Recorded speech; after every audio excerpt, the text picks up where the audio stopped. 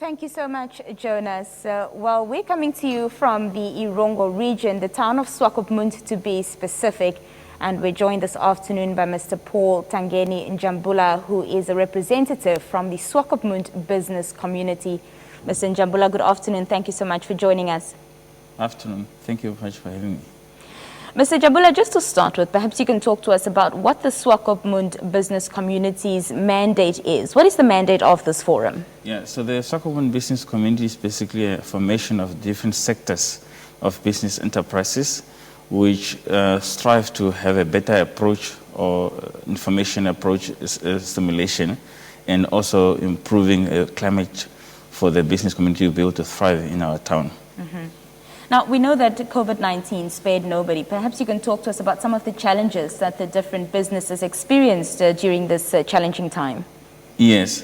As we are all aware that Irongo region was one of the hardest hit in the beginning of COVID-19, so we had about 5 months lockdown in the Irongo region. It was a big impact on the business community, especially the tourism sector and hospitality sectors. They suffered mostly, and also a bit on other sectors such as logistics, because cargo things were delayed. We are happy that now that things have improved, although we're a bit worried now with the latest update in the past few weeks, which has an impact that we might go back to where we were. Just to give an example, that in 2019, the hospitality industries at the coast here, between September, anytime from July to October, the occupancy in the rooms were about 65 to 70%.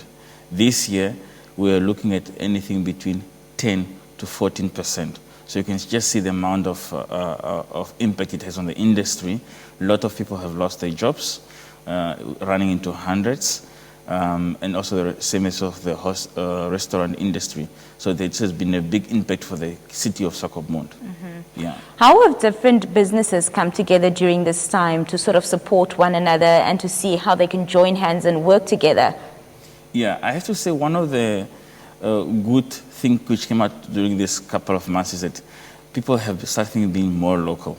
Meaning local, not just buying goods coming from South Africa or elsewhere, but especially also more production of food, like vegetables and greens.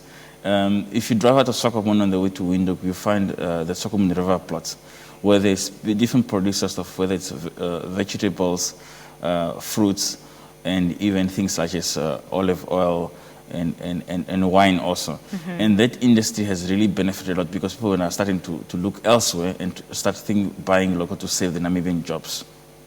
Now, we know that it's festive season, and usually around this time of year, the Irongo region becomes the hub for traffic that, comes to this area, specifically Swakopmund and Walfish Bay. You mentioned how the tourism sector obviously was affected with the pandemic that happened. Yes. How have they positioned themselves during this time to capitalize on the foot traffic that will be coming into these towns over the festive season?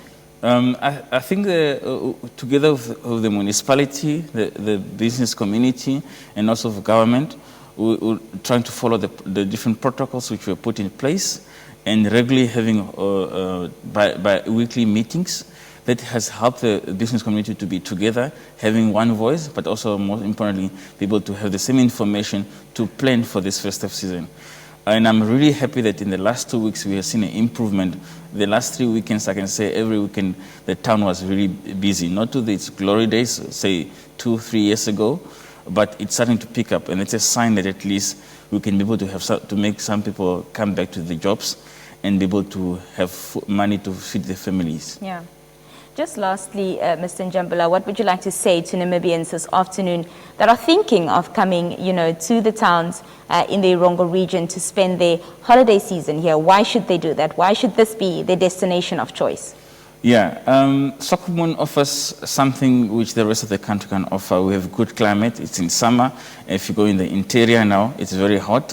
So here we have really a cool weather, and most of the people know. What I would advise them is, so please come, spend a bit more time here in Swakopmund. That will also just save the tourism industry, and which means it will reduce the economic impact on the rest of the country less.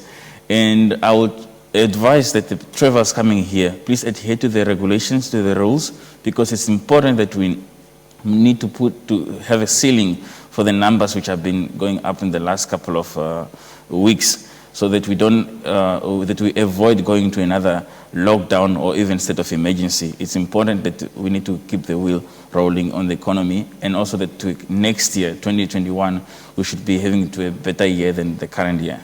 Indeed. Any activities that visitors can look forward to? In town, there's a number of activities. This coming weekend now, there's already what we call the Swakopmund Nedbank Food Festival.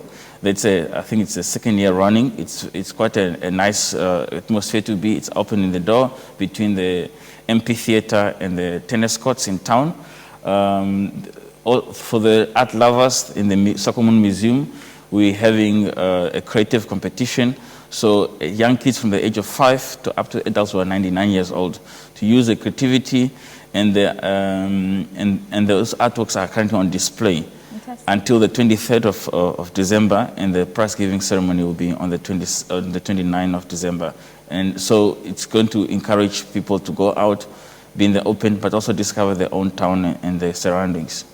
Mr. Njambula, thank you so much for your time. Thank you for speaking to us. Thank you. That was Mr. Paul Tangeni Njambula, representative of the Swakopmund business community, speaking to us.